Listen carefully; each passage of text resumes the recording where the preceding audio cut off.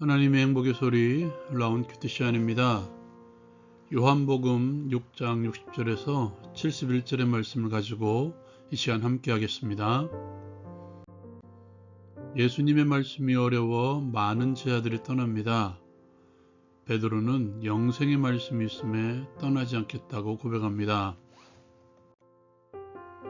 제자 중 여럿이 예수님의 말씀을 듣고 이 말씀은 어렵다, 누가 들을 수 있느냐 라고 말합니다. 예수께서 그 소리를 들으시고 말씀하십니다. 이 말이 너희에게 걸림이 되느냐? 그러면 인자가 이전에 있던 곳으로 올라간 것으로 본다면 어떻게 하겠느냐?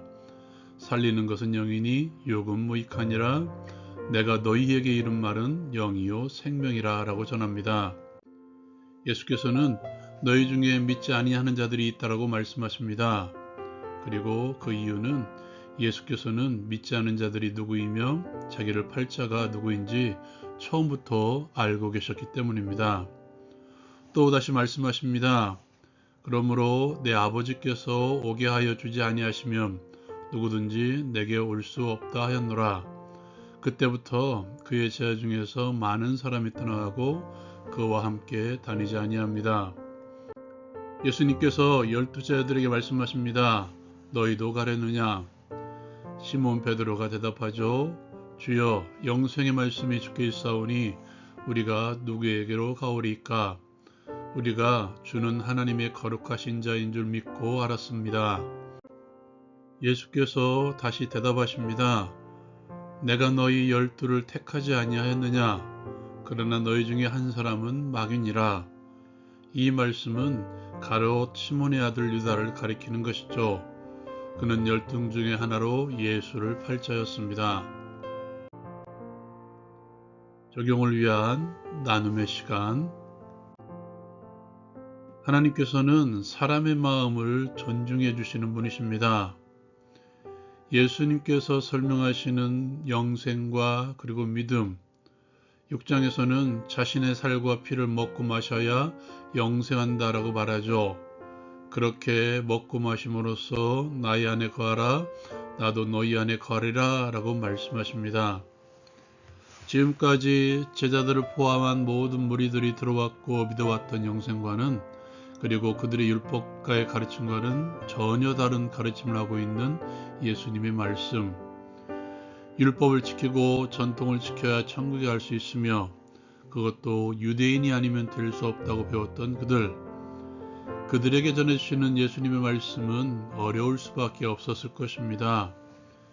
그리고 그들 중 수많은 제자들이 예수님을 떠나 함께 다니지 않게 되죠. 여러분, 한번 곰곰이 생각해 봅시다. 예수님의 말씀을 덧이겨 생각해 봅시다. 그 말씀이 어려울 수 있을까요?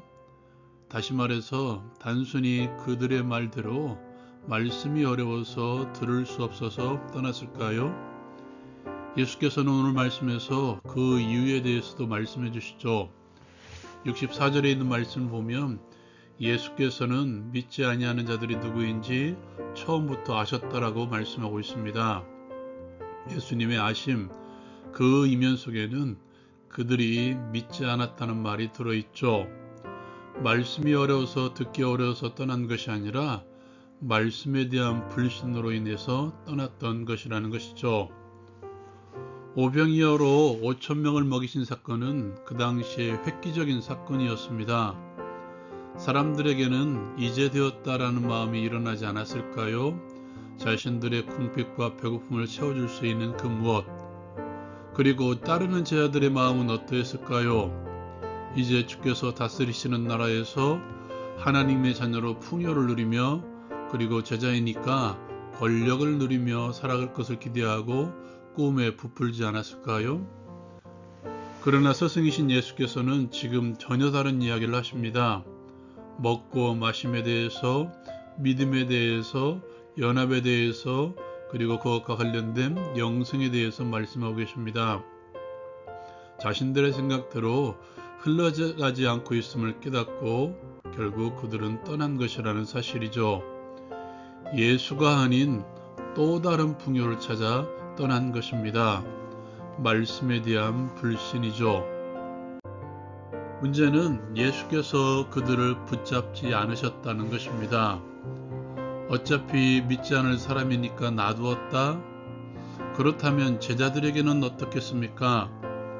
많은 제자들이 떠나갔을 때 예수께서는 12제자에게 묻습니다. 너희도 가려느냐? 제게는 이렇게 들립니다. 너희도 가겠다면 하고 싶은 대로 하라. 반대로 가룟 유다에게는 어떻습니까? 주님께서는 그가 자신을 팔자인 것을 알고 계셨지만 그를 바로 제자들에게 말하지 않고 마지막 날까지 함께 계셨습니다. 가룟 유다 편에서 보자면 그에게 계속해서 기회를 주고 있는 것입니다. 스스로 돌아설 수 있도록 말입니다. 하나님께서 사람을 만드셨을 때 당신의 형상대로 지으셨습니다. 형상에는 많은 의미가 있죠. 그 중에 한 가지가 사람을 인격체로 지으셨다는 사실입니다. 그렇게 지으신 이유 가운데 하나가 하나님을 향한 마음을 강요나 억압으로 하는 것이 아니라 우리의 의지로 하나님께 향하기를 원하시는 하나님의 뜻이 담겨져 있습니다.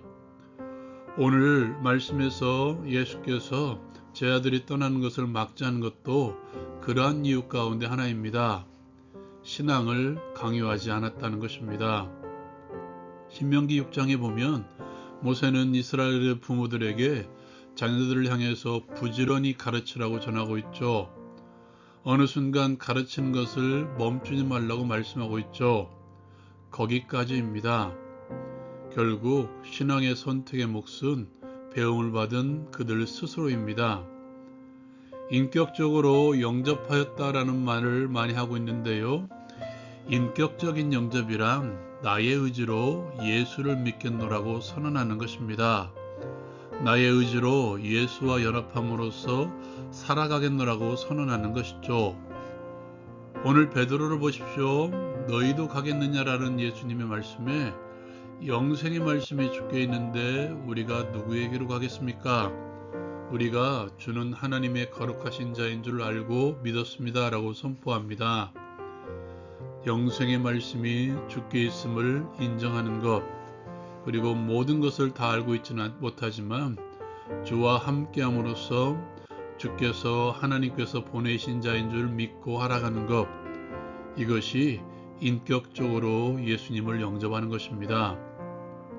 다시 말해서 예수를 영접한다는 것은 구원의 문제를 넘어서서 구원의 삶까지도 고민하며 결정하는 것입니다.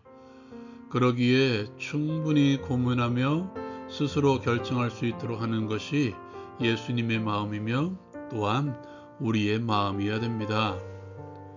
그러므로 우리 스스로도 계속해서 우리의 의지를 점검하십시오. 다른 그 누구의 의지가 아닌 나 스스로 내 의지를 가지고 예수님을 붙들라는 것입니다. 베드로처럼 말입니다. 또한 다른 이들에게도 신앙을 점검할 수 있도록 우리가 할 수 있는 최선은 영생의 말씀에 가까이 할 수 있도록 영이요 생명이신 말씀을 전하는 것이며 영이요 생명이신 말씀을 내 속에 품는 것입니다. 적용을 위해 함께 기도합니다. 영이요 생명인 주의 말씀과 함께함으로 영생을 누리며 살아가게 하옵소서.